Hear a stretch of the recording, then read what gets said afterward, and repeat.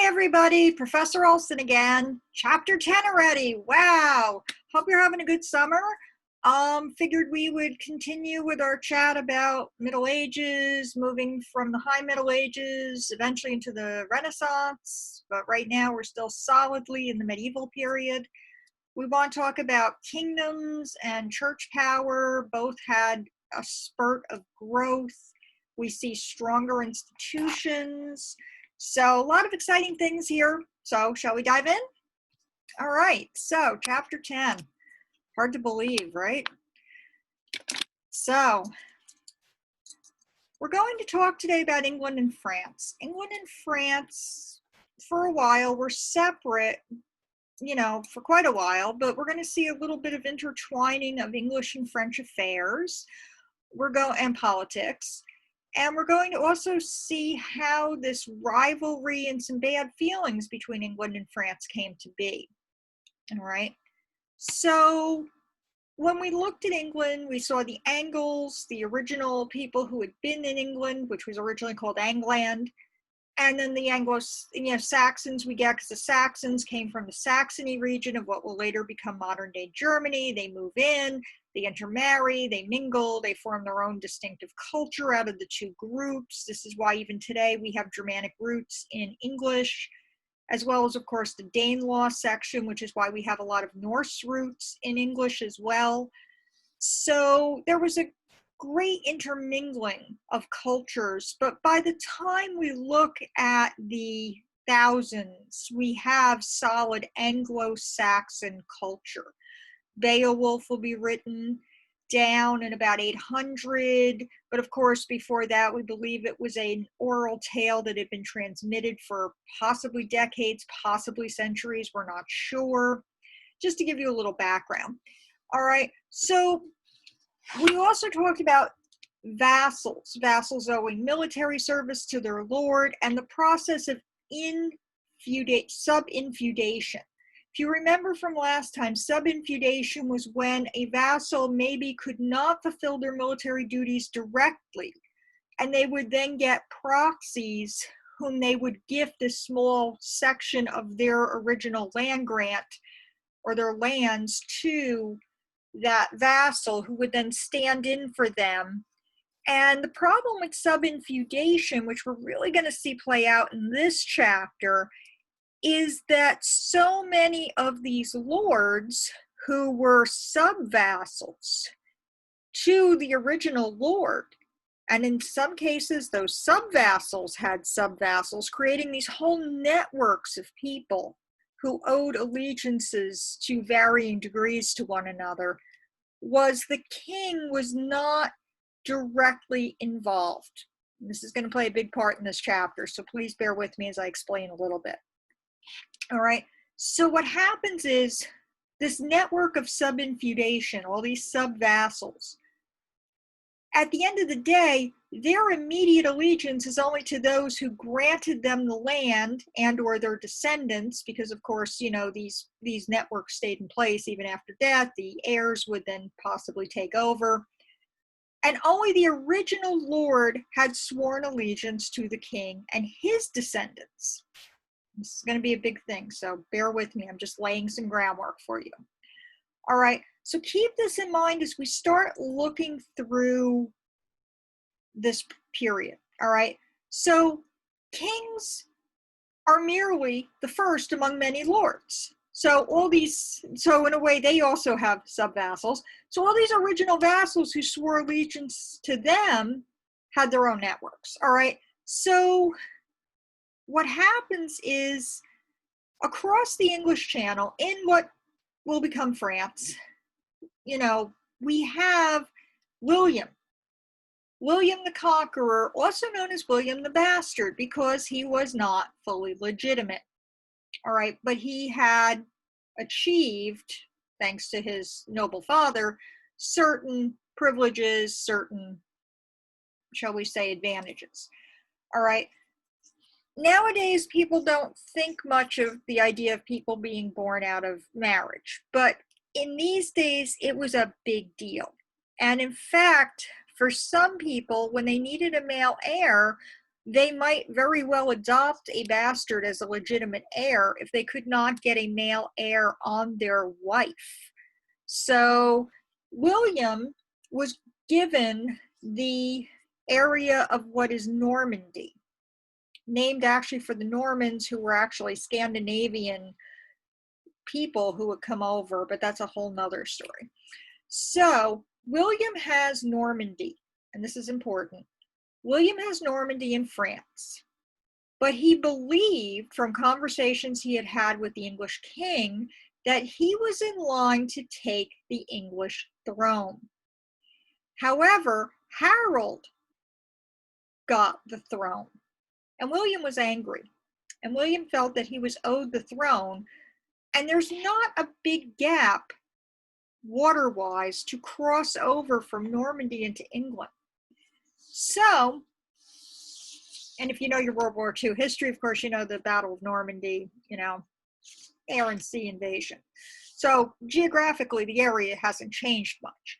So he decides to launch an attack, an invasion on the water. He packs up his men, his war horses. They travel across water, you know, on ships.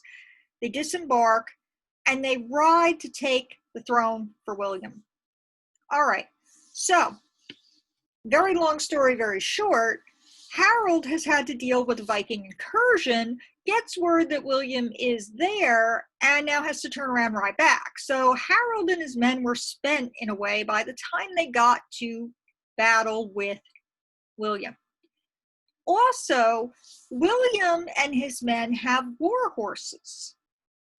And this also played a role because in the Anglo-Saxon culture, you dismounted and basically engaged almost in single combat with your foe. You didn't ride to a battle and then fight on horseback. But on the continent of Europe, that's exactly what happened. And of course, if you've ever been on a horse, you realize you're elevated and you have a platform by which to stab down and slash and hack at your foes.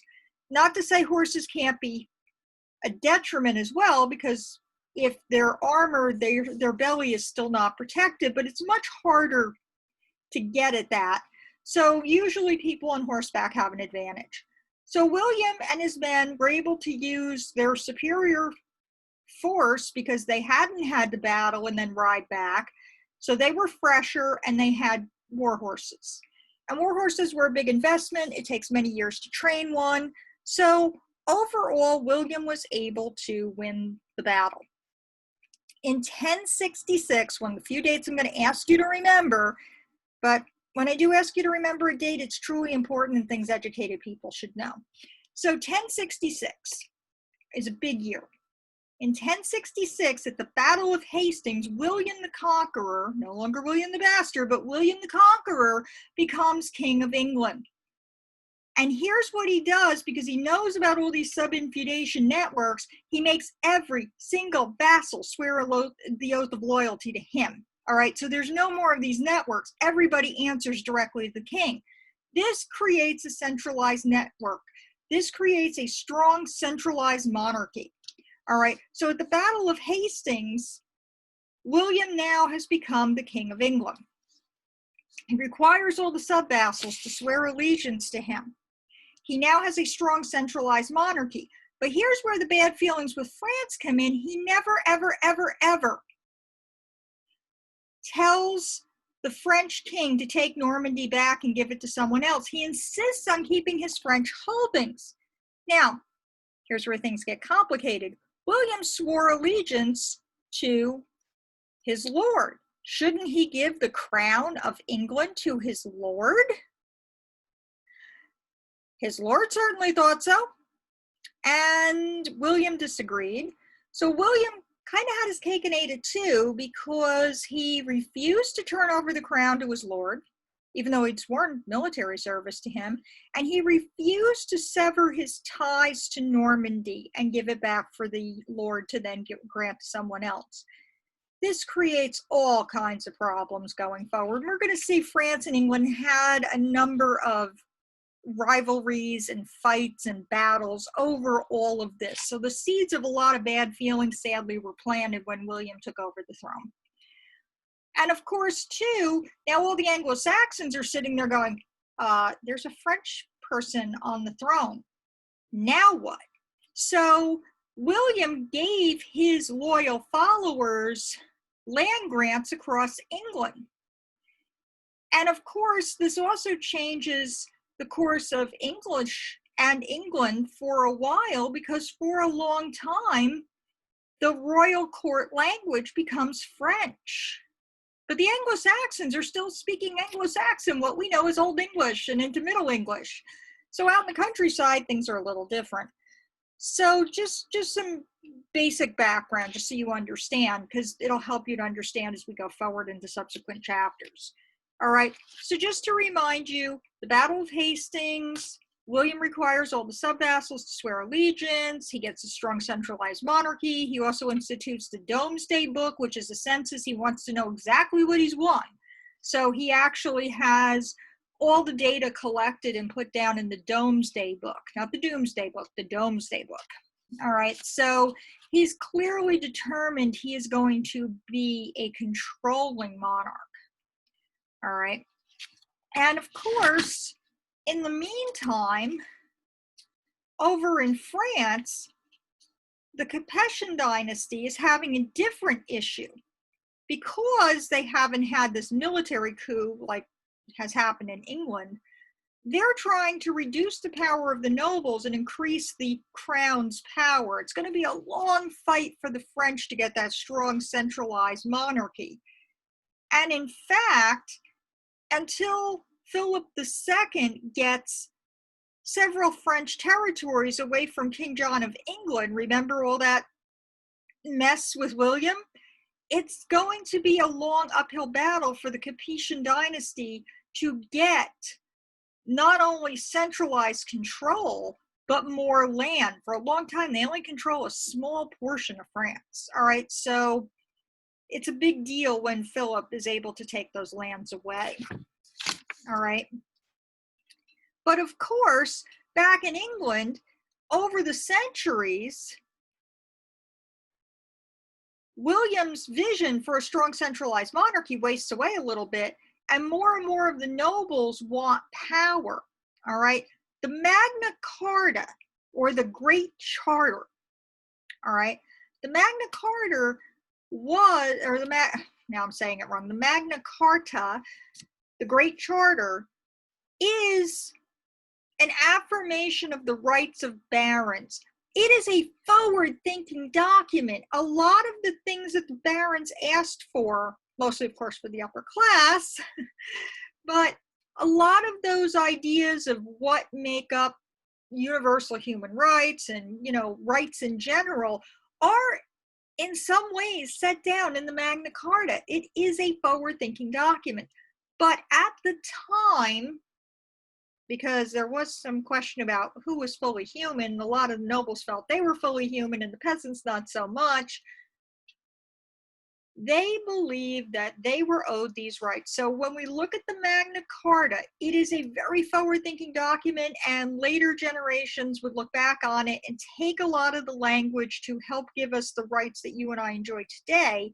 But at the time, it only affirmed the rights of barons. All right, just something to keep in mind.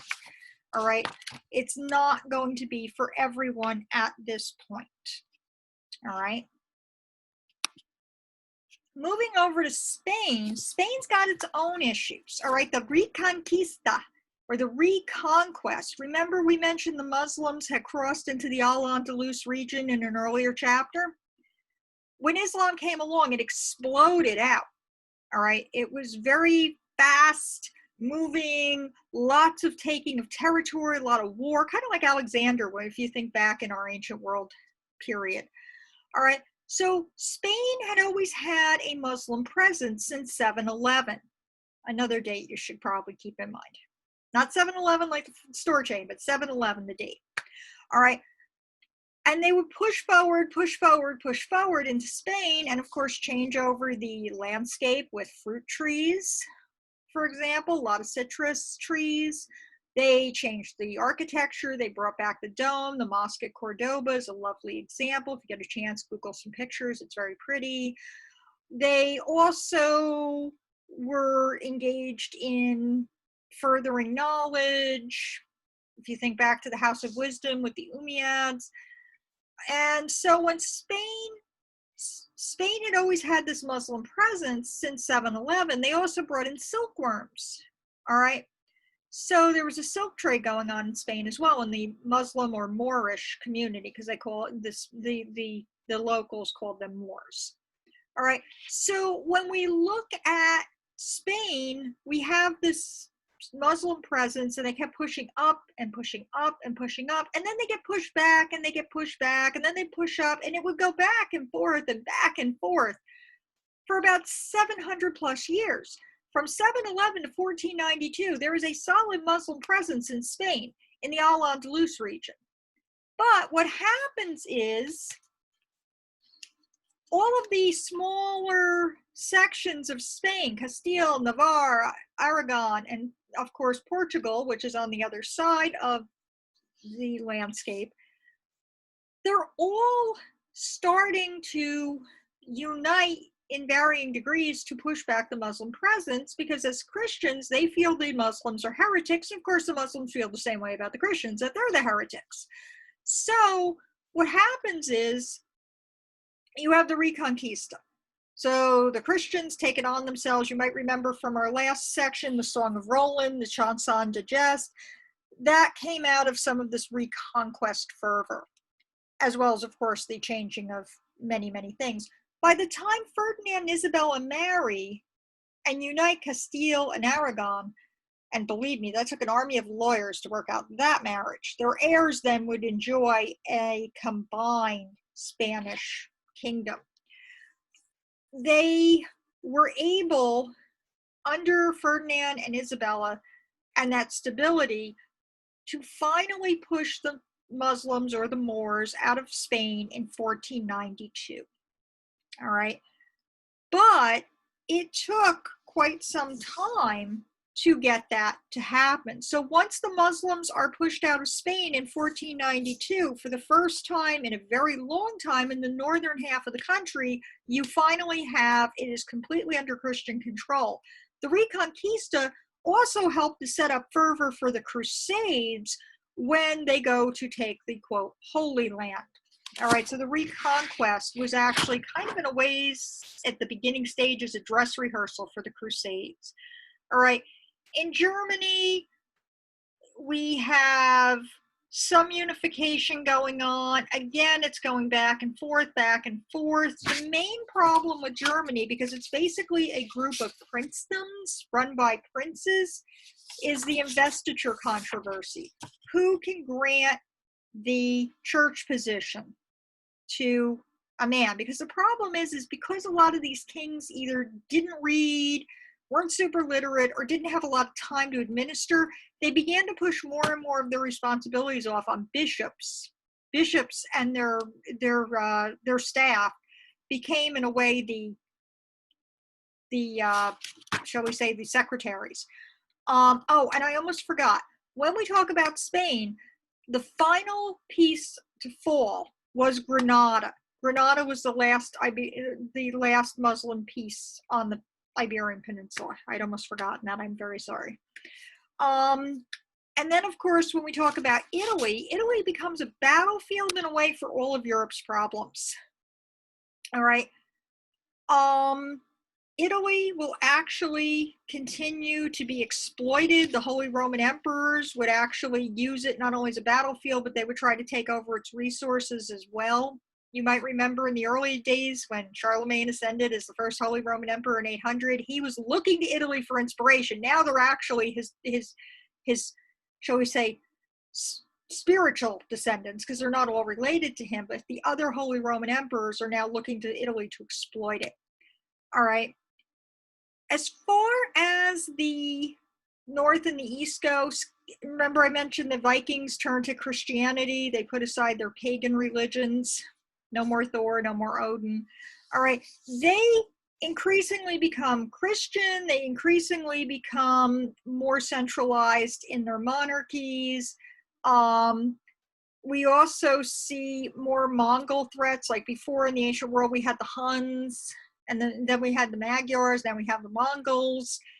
All right, and of course, again, the Mongols begin expanding, and they take over parts of Poland and Hungary. And in the meantime, the Rus also have problems with attacks. And they develop regardless.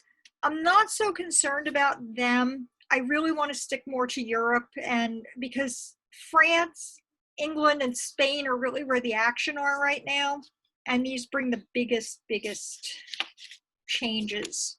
Not that I don't love all of history and all different, cultures, but we just need to focus on what's important for the sake of the video. All right, so the Holy Roman Emperor is taking over parts of Italy.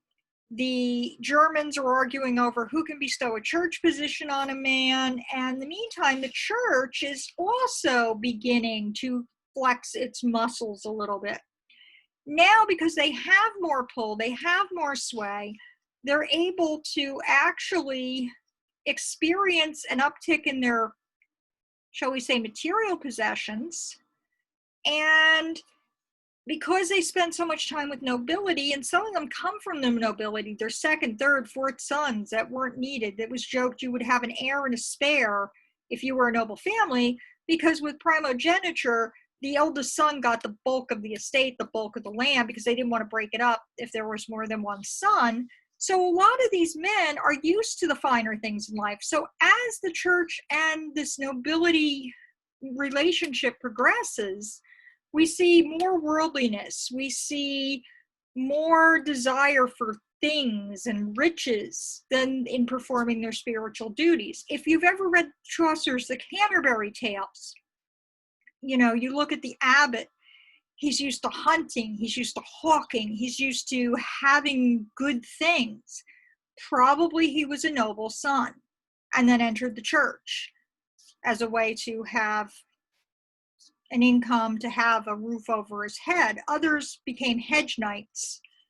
And it's believed by Terry Jones of Monty Python fame, who actually was also a medievalist. He wrote a book about Chaucer's knight, arguing that perhaps Chaucer's knight is actually a mercenary and a hedge knight rather than a noble figure. Food for thought. Some people argue no, some people argue yes. The debate's going to rage for probably decades. But just to give you an idea of what the church is going through at the time. All right. In fact, Pope Gregory VII really flexes his papal muscles. Remember I mentioned that order to you, the Pope, the kings, and the nobles, and then everybody else? He argues that the Pope, and this was because of Leo crowning Charlemagne in 800, he argues that the Pope can depose any king or emperor whenever they want. Needless to say, the nobles weren't all in agreement with that, but he's now showing how much power the church has. All right, and in fact, Pope Innocent III will be probably the most powerful pope ever. All right, he will be the one where it will really reach the zenith, if you will, the top of power. All right, and it also he'll actually lay some of the investiture controversy to rest. They make this compromise. The king can grant certain symbols of authority, the church grants other symbols, because the church, even as powerful as it was, and it was gaining land because people would leave things when they died, as part of their, penance, or, wanting prayers said for them in perpetuity. Even as the church grew richer and more powerful, they still needed the goodwill of the nobles and the kings. They couldn't just, do whatever they wanted and run all over people. But sometimes when kings were difficult, the church had the power, and they didn't do this very often or very lightly, to issue an interdict or an interdict. And what they would do is they would actually close all the churches and not perform any ceremonies. So nobody could get last rites when they were dying. There were no burial services, no funeral masses said. There were no church masses, no chance to go to confession and get your sins forgiven. And people panicked when this happened. The church didn't do it very often or very lightly, but when they did, kings knew that they had to do something fast to get back into the good graces of the church, or what would happen was their own people might very well turn on them to bring the church back. Unlike today, I know a lot of people do have their spiritual practices and they vary greatly, but we don't see necessarily all of us as religion always being a part of our daily lives. In the medieval European worldview, this consumed the bulk of the population in Europe. They worried about their standing with God. They worried about going to heaven. They worried about the weight of sin on their soul. They went to church every week, even if you didn't necessarily deeply believe, or maybe you didn't believe at all. I mean, there were some people who probably didn't believe, but you had to go to church. You had to use the language of Christianity, because if you didn't, the social consequences were great. You could be shunned, you could be shamed, people might not come to your place of business if you were a merchant. You had to be aware of the belief system, and you had to at least outwardly participate in it. Churches would perform weddings. Again, with the interdict or the interdict, there would not be any of these ceremonies. So clearly this was important. All right, but the church did come under attack, and the church did come under criticism, especially when you have people who are displaying wealth and they're not living with the charity and the poverty vows. All right. So, and the monasteries, the monks could also have rather lavish lifestyles. All right. So what happens is new orders are formed, new reforms are done. Even the papacy reforms some of its views. All right. So the church has a lot of power, but it also has a lot of responsibilities, much like kings. All right. So just some things to consider. All right. And of course, the church grows because they need more and more people. Remember, they're being secretaries for these nobles. All right. They even create the cardinals' offices. Now, the cardinals will be responsible for electing the popes. I don't know if you were watching any of this, but when they had the last papal election, they did it exactly the way they've done it for centuries. They locked themselves up and they debated, and nobody was allowed in. And then at the end, they released the smoke to show they had made a decision. All right. And so even now, the church still does things pretty much the way they've done them in some senses since the medieval period. Okay, masses are no longer in Latin and haven't been since the 1960s, but a lot of church policy remains pretty much intact. And it's from this period, and of course, the period of the Renaissance, that a lot of these rituals and a lot of these rites and a lot of these practices came out. All right. Each bishop is in charge over some priests. The cardinals are, of course, in charge over more of a large area. Popes are increasingly watchful of the kings, all right? And they're looking for opportunities to gain leverage, because by the Renaissance, the papal states in Italy, at one point, the church actually owned its own little state, and it was pretty big at some points in Italy, because remember, Italy becomes a battleground. The papal states actually provide some stability for its residents.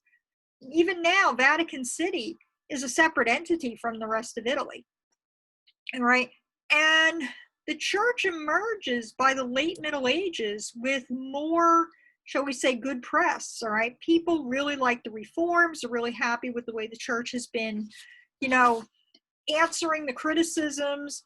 And it's not afraid to step in and, help with things that they might not think are good politically in the real world. All right. And they also spend a lot of time helping the rich and the poor by providing services. All right. the rich people would die and leave, again, a portion of their land or some wealth to have masses said, and then the church could use those funds or that land to grow medication. Herbs were big. There was no pharmaceutical industry. Even today, your aspirin comes from willow trees. Salicylic acid is from willow trees. All right, so willow tea was a very useful pain medication. All right, you would maybe grow herbs for people's food.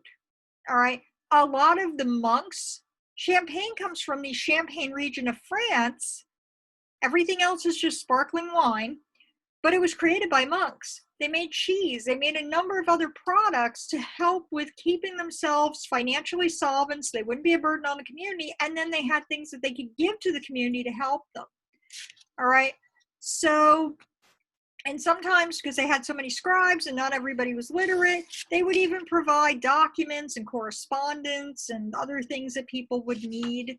So there was a lot of good done by the church. I'm not saying they were perfect, but a lot of things were, you know, shall we say, smoother running. They greased some wheels of civilization.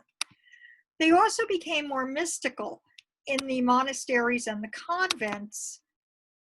Hildegard of Bingen, for example, she had a lot of visions. She would go into these trances. She said she would see these like lights. Nowadays, we think she might have actually had a tumor pressing on her optic nerve. But regardless, she had all these visions. She wrote a lot of books.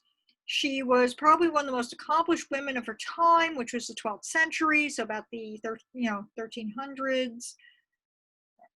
I'm sorry, the 1100s. I'm sorry, I had a moment there. All right, so Hildegard of Bingen is probably one of the most accomplished women of her time. She's noted for 3 books of personal religious experiences. She has mystical visions. She believes she's married to God or Jesus. She helps people. People come to talk to her. Kings and nobles sought her out for her advice. All right. Everybody loved her. So, and she was seen as a very wise woman. All right. So all of these things were happening in the church. People were going on pilgrimages. The roads were becoming safer. They were finding holy relics. For example, it was believed that somebody had found the Holy Lance when the Crusades happened, which is the spear that pierced the side of Christ. Some of these relics, of course, were fake. And people believed relics could heal you. All right. They also started a practice which is really going to come back to be a problem when we get to Martin Luther, selling indulgences. All right. If you know anything about Catholic faith, and if you don't, I'll explain it because I'm not a Catholic either, but it was believed you would either go to heaven, purgatory, or hell. All right. Think about Dante's Divine Comedy. All right. The first level that Dante enters is Inferno, so he's given this tour of hell by his guide Virgil, the poet who wrote the Aeneid back in Rome, and Dante's a poet too, it's only fitting. So he goes through Inferno, he goes to Purgatory, and then of course he gets to Paradiso. So Purgatory was believed to be a place where you weren't so evil you were going to hell, but you weren't so good you were going to heaven, and you would work off your sins in purgatory to whatever degree God decreed. All right. Indulgences were, if you play Monopoly, kind of a get out of hell free card in a way, or get out of hell faster, get out of purgatory faster, I should say.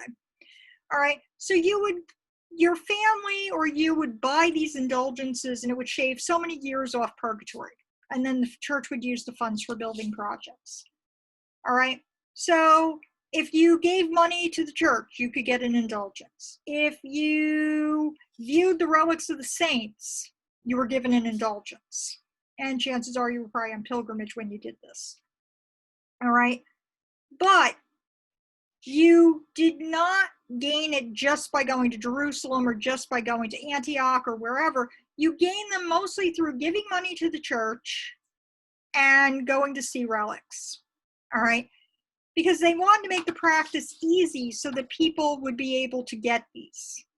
And not everybody traveled. Not everybody could afford to just pick up and go. All right. So all of these things would reduce your time in purgatory. All right. And of course, they were consumed with the worry about heresy. Heresy is anything that doesn't fall under standard accepted doctrine. So much so that they actually formed offices, aka the Inquisition, to start policing people. All right. And of course, this would all come to a head by the early modern period. All right. Think about the witch trials. All right. So the Holy Office, the Papal Inquisition, would accept a charge against anybody, and then they would go and investigate. All right. And anybody could be an inquisitor that the church deemed fit. Anybody could be investigated at any time. All right. But they would try you and then they would punish you. They didn't always punish you by death at first. First, it was just a, what are you doing? Why are you doing this? Why do you believe? But as hysteria ramped up, more and more the punishments became harsher and a lot more death sentences were handed out. But in the beginning, it was more of a policing unit, just saying, hey, what are you doing? Why are you doing this? All right. And then, of course, it became more and more frantic. All right. And of course, anybody who was not following Christianity, such as Jewish people, Muslims, and even other Christians, because there were different little branches of Christianity, even they could be looked at and persecuted. And of course, the persecutions grew. All right. Homosexuality was frowned upon. It's mentioned in the Old Testament. And at first, most people, like in the ancient world, had it as an established practice. But once Christianity took root, more and more it was discriminated against. And it was believed to be evil because the scripture, because they adopted the Old Testament, said it was. And therefore, interestingly, it all publicly became a big problem. But as we're going to see during the Renaissance, there was a bit of a resurgence and people just basically didn't talk about it, but it was still there, especially in the artistic community. All right. So, but again, anybody who didn't fall into this perfect pattern, they would investigate. All right. Now, if you were desperate to get your sins forgiven and maybe you didn't have enough money, but you were male, you could go on a crusade. All right. A lot of men went on crusades to get their sins lifted, and some genuinely believed in what they were doing. Others were mercenaries who were mostly in it for the money. All right. With Islamic expansion, remember I talked about how during, the period prior to 1492, we had the Reconquest with, the Reconquista with Spain, back and forth, back and forth, back and forth. Now, because they want to go on pilgrimages, because Jerusalem is the holy city, the Holy Land, Jerusalem, city of God's peace is truly what it means. And Jerusalem, of course, is such a big part of Christianity. They decided in Europe that they wanted to have a crusade. Now, cynically, some historians believe that this was a way to help deal with a problem that the church and Europe in general was having. A lot of young men who had nothing to do were, of course, as we saw in the previous chapter, drinking, the town and gown struggles. And of course, a lot more consumption of alcohol in general, nothing to do. They're feuding with each other. There's all this energy. It's believed that the church wanted to send them on this crusade in part to get them out of Europe and make them do something useful. Again, this could be a bit cynical. It was also believed that they wanted to make the roadways safe for pilgrimages, which of course sounds perfectly logical because so many people wanted to travel. And of course, the church saw it as a way to flex their muscles. All right. And it also helped to give everyone a common goal. All right. So when we look at the Crusades, the first crusade is probably the most successful, 1095 to 1099. I don't want you, I'm not asking you to remember the date, but just to give you a sense of when it falls. All right. So the Crusades. The first crusade is the most successful. The Pope calls, lots of people answer. All right. And of course, they're all promised that their sins will be forgiven if they join the Crusades to recapture the Holy Land. So a lot of people, a lot of the men who sign up think, great, I'm going to have time reduced in purgatory. Maybe I've done something really horrible and now I can go, not, be damned to hell when I die. I will go to heaven or at least purgatory. So some of the people who join up genuinely believe, maybe they're not so worried about getting the indulgence, but they join up because they feel it's their Christian duty. Others join up because it's a paycheck, basically. They're like, oh, I can get loot, I can get stuff. All right, whatever the reason, all of these different groups converge, they go on the First Crusade. It is the most successful. The Holy Land is taken, but now there's a problem. And the problem is this. It's too far from Europe. How are you going to keep it afloat when you have such a long distance between you and your host countries to keep that afloat? And a lot of the men got tired and wanted to go home to their families. Those who stayed were usually single men who didn't have a family back home, didn't have a lot of prospects. All right. And so several crusader states were set up. All right. And of course, because they were European and feudalism was all they knew, they created a similar system to what they had back home. All right. So we have a crusader state of Antioch, for example. All right. And they build these wonderful castles. I mean, the castles are still standing. You can find them if you Google, you can find pictures. They're in great shape. All right. But the problem comes in is they're far from home.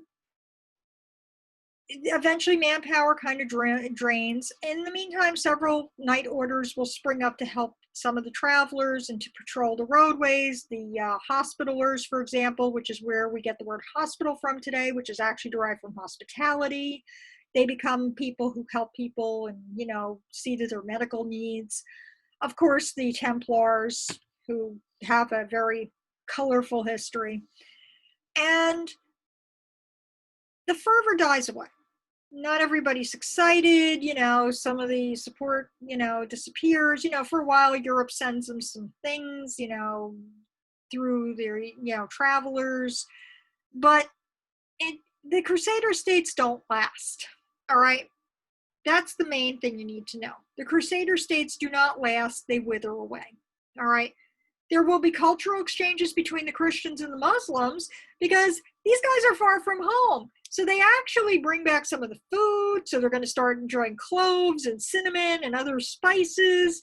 Locally, the men who stay kind of start to fall in love with the Muslim girls. And, there's that cultural exchange going on. All right.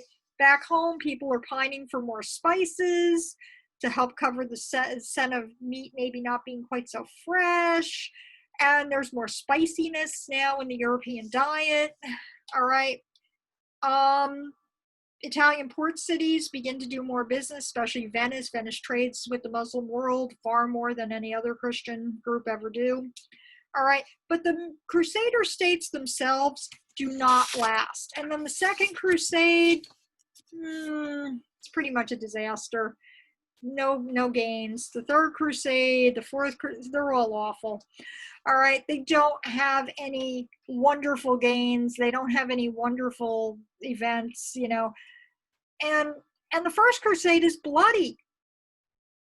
Contemporary stories that have come down to us claim that the blood ran in the streets as high as the horses' knees and the bridles, depending on who you look at.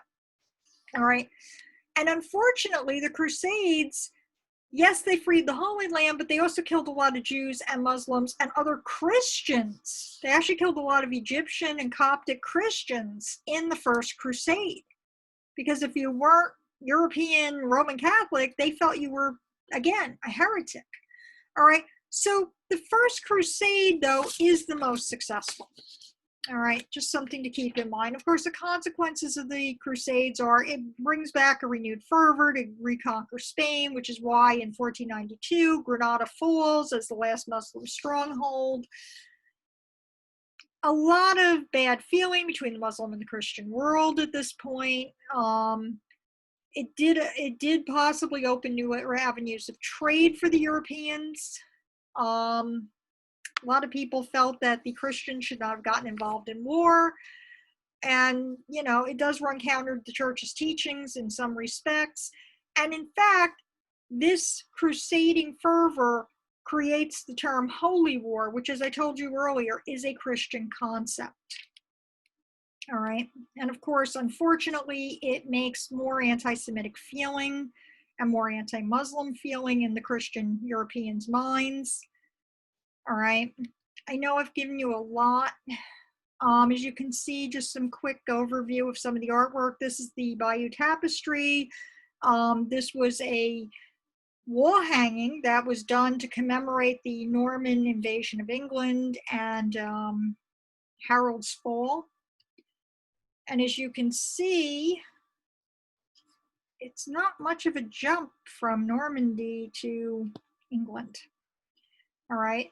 And as you can see, the Holy Roman Empire is still the biggest entity at the moment. All right. And see Spain. We start out here. Remember the Moors jumped over in 711, that little bit of waterway. All right. And now you can see, though, the Christians are pushing back, pushing back, pushing back. All right. That Reconquista, back and forth, back and forth. All right. Then, of course, as you can see, the Holy Roman Empire tried to expand. This is a chessboard. The best way to think of it is like a chessboard. Things change. Things will continue to change. It's not what we see today in our modern borders. France, again, the kings don't have a lot of control. Believe it or not, a lot of this is controlled by vassals. All right. Even though they have a Holy Roman Emperor, he's elected by those princes. So these are really princedoms. Remember Saxony, where our Saxons are originally from. All right. And again, Germany. All right. Christianity.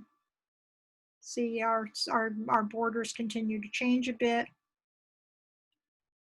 All right. And of course, notice we have the Khanate. Genghis Khan will be the epitome of Mongol power, and they will keep pushing. He will have a great empire. This is really the golden age of Mongol conquest and Mongol culture. All right. And eventually, though, the princes of Moscow are able to push the Mongols back.